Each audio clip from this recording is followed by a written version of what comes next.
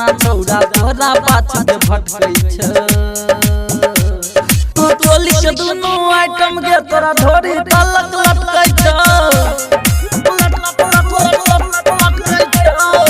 टोली के दुनू आइटम के तोरा ढोरी तलक लटकै छ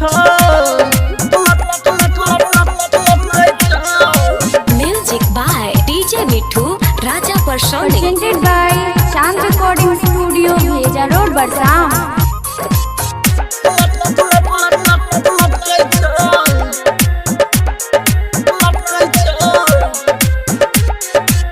हम तो बुझलियो तोरा हमारे से प्यार छ कि जाने हम तोरा क्या गो भतार छ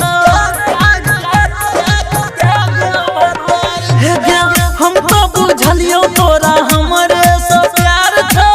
कि जाने हम तोरा क्या गो भतार छ तोहर हुलिया देख के छौड़ी आँख में हमरा खट गई छ टोली के दोनों आइटम के तोरा ढोरी तलक लटकै छ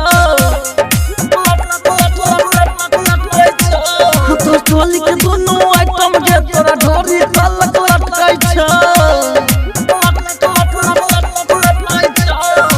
music by DJ Mithu Raja परसोनी